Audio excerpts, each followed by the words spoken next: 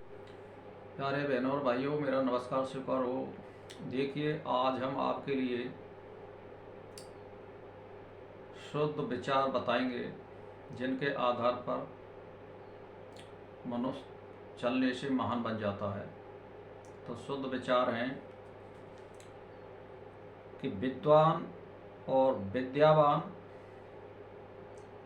सत्पुरुष, शुद्ध मानव हर प्रकार से सत आचरण निरंतर करता हो, उसको शुद्ध मानव कहते हैं।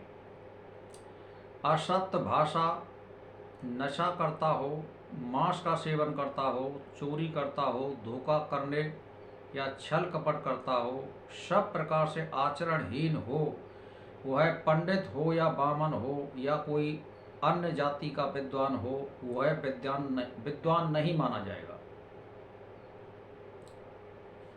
भगवान के दर्शन या साक्षात्कार में केवल सत्य भावना, चित्तवृत्ति निरोध और इष्ट में तीव्र लगन या भावना या प्रेम भाव के आधार पर ही दर्शन या साक्षात्कार होता है, ना कि जाति के आधार पर।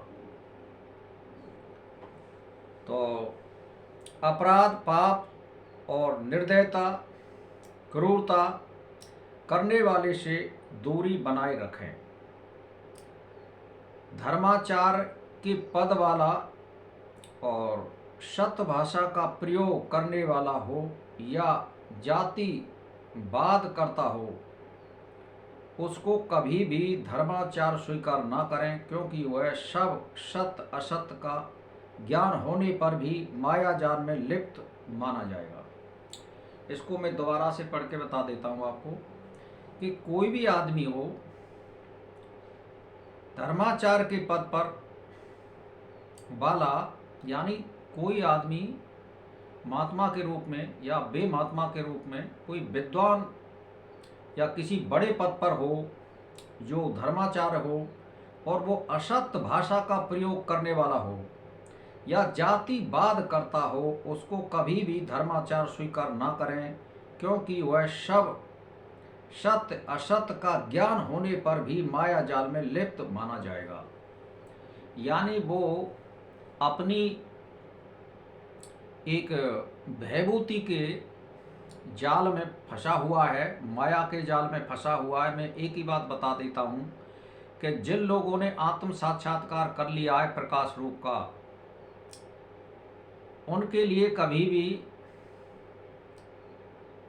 सुरा, सुंदरी और माया, इनसे वो परे होता है। जहाँ तक कि मैं आपके लिए क्या बताऊं कि खुद का वो आश्रम भी नहीं बना सकता है, वो दूसरे इनके आश्रम पर ही निर्भर रहना पड़ता है। उसके लिए केवल सुलभ उदर पूर्ति और साधना जितनी करता हो उतना उसके लिए पदार्थ उपलब्ध होते हैं। उसके लिए माया और जाल इनसे परे होता है। कभी भी उसके लिए धन संपत्ति संग्रह करने का परमात्मा अवसर नहीं देता है। इसीलिए जो विद्वान पद पर बैठा हो, तो मैं तो एक ही बात कहता हूँ, कहता उन्होंने साक्षात्कार किया नहीं है। अगर साक्षात्कार किया है तो सत्य रूप में नहीं किया है, क्योंकि साक्षात्कार करने वाले का गवाही वाला पुरुष भी होता है, इकले का कभी साक्षात्कार नहीं होता है। प्रकाश रूप में, दैत्य रूप में भला हो सकता है, लेकिन शुद्ध रूप में परमात्मा का साक्षात्कार दो मनुष्यों के सामने होता है। इसीलिए जो आदमी साक्षात्कार कर लेगा, उसके लिए केवल साधना के प्रति जितने पदार्थ हैं वो पदार्थ मिल सकते हैं, और रहने के लिए मकान खुद का उपलब्ध नहीं होगा, दूसरे के मकान पर उसको आश्रित रहना पड़ेगा। तो भाई और बहनों, ये जितने उच्च पद पर बैठे हैं धर्माचार्य, इन्होंने या तो साक्षात्कार किया नहीं है या साक्षात्कार किया है तो शुद्ध रूप में साक्षात्कार नहीं किया है। ऊंचे पद पर बैठने का मतलब ये थोड़ी है कि वो विद्वान माना जाएगा या कोई परमात्मा के निकट व्यक्ति माना जाएगा। निकट व्यक्ति परमात्मा के वो है जो सत आचरण करता हो, कभी लाग लपेट की बात नहीं करता हो, और सत अपने मुख से भाषा का प्रयोग करता हो, और जातिवाद की बातें न करता हो। क्योंकि मनुष्य जो है कर्म से वर्ण व्यवस्था प्राप्त करता है, जन्म से नहीं कर सकता है। जैसे मान के चलिए एक आदमी कि किसी कॉलेज में पढ़ रहा है या इंजीनियर कॉलेज में पढ़ रहा है या डॉक्टरी की कॉलेज में पढ़ रहा है, LLB कर रहा है, अनेक डिग्री प्राप्त कर रहा है, तो वहाँ कोई जाति व्यवस्था या वर्ण व्यवस्था होगी? तो इसमें जो है कर्म है। मान के चलिए एक शूद्र का लड़का MBBS कर रहा है तो वो डॉक्टर बन सकता है, इंजीनियर का कोर्स करता है तो वो इंजीनियर बन सकता है। इसमें कोई जाति के ऊपर वर्ण व्यवस्था थोपना बिल्कुल गलत है। ये कर्म से सिद्ध होती है जाति वर्ण व्यवस्था, ना कि जन्म से। कहीं भी सिद्ध नहीं हो पा रही है। जैसे मान के चलिए वाल्मीकि जी को जो है शूद्र माना गया है, और जो कोई यह कहता है कि भाई वो ब्राह्मण थे, तो ये बिल्कुल झूठी बात है। कहीं भी किसी ब्राह्मण के आगे वाल्मीकि लिखा हुआ नहीं मिलता है, और ना हमने देखा है, और देखा है तो उसको बताइए हमें कि उसके वंशज पंडित या विद्वान कौन है। इसीलिए वो शूद्र में जन्म लिया था और उन्होंने जो है महान ग्रंथ की रचना की थी, ये भी एक प्रमाण मिलता है।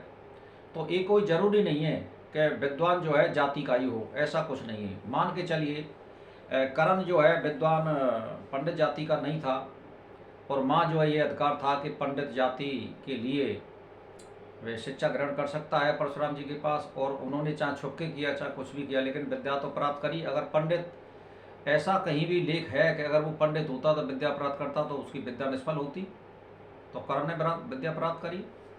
फिर दूसरी बात यह है कि ऐसे बहुत से इतिहास में प्रमाण मिलते हैं कि वर्ण व्यवस्था जो है जन्म से नहीं है, कर्म से है।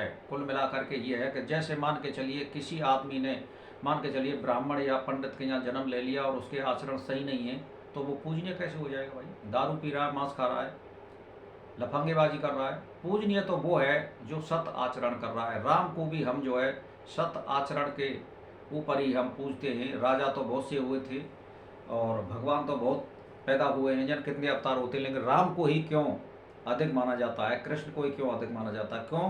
कि उन्होंने अच्छे कर्म किए थे, हमको शिक्षा दी थी और अच्छे आचरण किए। आचरण के आधार पर आदमी पूजनीय होता है, जाति के आधार पर कभी भी पूजनीय नहीं हो सकता है, चाहे वो ब्राह्मण हो, चाहे कोई क्षत्रिय हो, चाहे वो शूद्र हो। मान के चलिए क्या ब्राह्मण कोई बलात्कार कर देता तो उसकी सजा नहीं होगी? होगी। क्यों? कर्म किया उसने बुरा। और मान के चलिए किसी शूद्र ने किसी ग्रंथ की रचना करी तो कोई क्या वो प्रशंसनीय नहीं है? प्रशंसनीय है। अंबेडकर को उदाहरण सबके सामने पेश है विश्व में, उनको मान सम्मान प्राप्त है, वो शूद्र है। पंडित कहाँ गए थे उस समय पे? प्रारूप समिति का अध्यक्ष बना था वो। तो इसीलिए भाई और बहनों, मैं तो यही कहना चाहता हूँ, आप मेहनत करिए, विद्या प्राप्त करिए और अच्छे विद्वानों के विचार लीजिए, इसी में भलाई है। और अपनी साधना में रत रहिए। इस जाति विवाद में भारत को मत मारिए। एक देश में से 15 देश बन चुके हैं और फिर इसमें से विभाजन होने की कगार पर है, इसीलिए जाति विवाद ना करें। और मंदिर मस्जिद सब एक हैं, हम तो एक ही जानते हैं। सब भाईचारे से रहिए। और मान के चलिए हम शूद्रों को मंदिर में नहीं जाने देंगे तो हिंदुओं का विघटन हो जाएगा और फिर दूसरा देश बनने को तैयार हो जाएगा। इसीलिए जाति विवाद नहीं करना चाहिए। तो भाई और बहनों, मेरा इसी के साथ में नमस्कार स्वीकार।